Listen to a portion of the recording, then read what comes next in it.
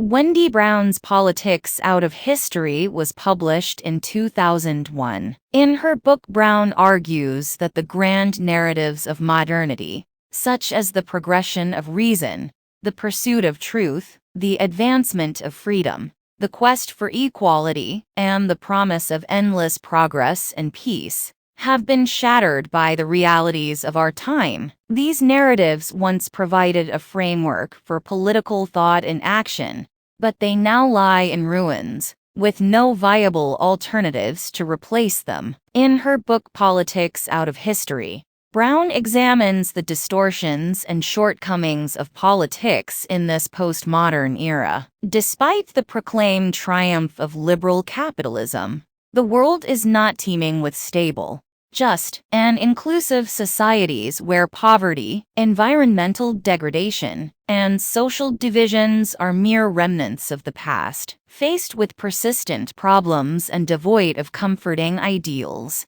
individuals in the postmodern world must navigate a landscape where power lacks rationality, political life is devoid of purpose, nature is a contested battleground, and firm convictions often seem indefensible. For Brown, the role of the theorist is that of a diagnostician, identifying the symptoms of societal decay, following the erosion of the narratives of modernity. Particularly among the liberal left, the primary symptom is moralism. Brown defines moralism as a self-righteous reproach directed at any form of power and a futile lamentation over past injustices. She views moralism as a reactionary response, a rejection of political life that arises from the loss of teleological foundations for ethical impulses. Brown argues that moralism is anti-democratic because its reproachful stance undermines open debate. In a thought-provoking analysis,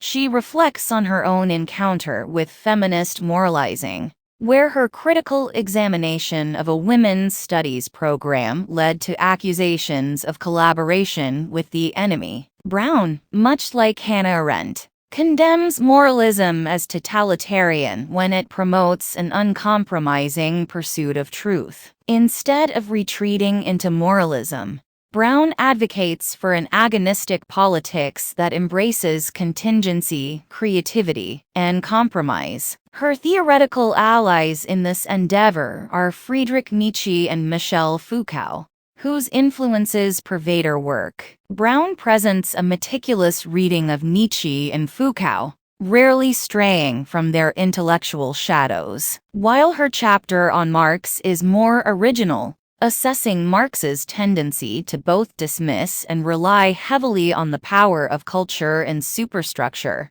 she criticizes Foucault's genealogy for sharing some of Marx's assumptions about power's hidden yet inherently logical operations. However, in a later chapter, she seems to contradict this criticism, praising Foucaultian genealogy precisely for its rejection of linear histories and its assertion that power operates in diverse and ever-changing forms of subjugation. As a result, the status of her earlier critique remains uncertain. Brown argues that the pursuit of practicality hampers intellectual life, particularly for theorists. Consequently, her book does not offer explicit prescriptions. However, by examining the works of Marx, Nietzsche, Freud, Benjamin, Foucault, and Derrida, Brown subtly conveys a constructive and optimistic message. This message aligns closely with Hannah Arendt's ideas,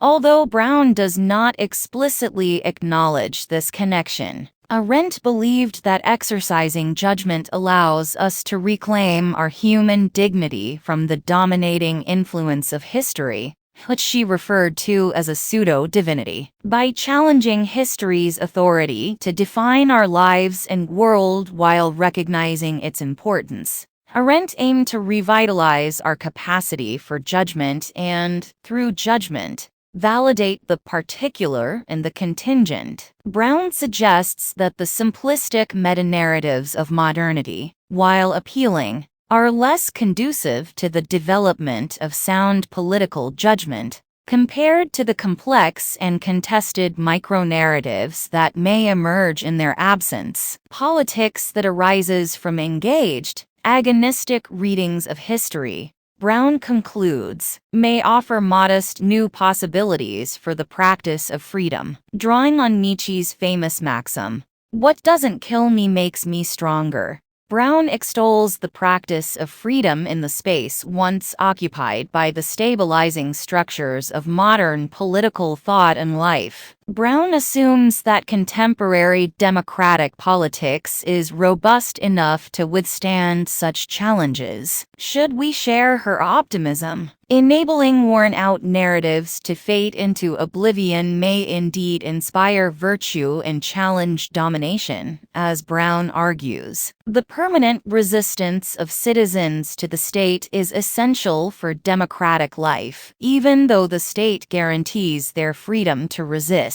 However, such resistance, if divorced from ideals and principles, may harbor significant political wrongdoing, surpassing moralism as a benign annoyance. Brown rightly criticizes moralizers for parasitically depending on and rejecting the power-infused social order, without offering real remedies. However, in many respects, Brown's own work thrives on the fervor of moralists, and like them, she does not provide concrete solutions. Brown also occasionally indulges in nostalgia. Like the moralists she condemns, she sometimes yearns for a past era when politics purportedly possessed heightened freedom. For example, she claims that inheritors of a radically disenchanted universe feel greater political impotence than any previous generation. This sentiment, popular among postmodernists, is difficult to reconcile with historical awareness. Are we to assume that the political impotence felt by various peoples in the past,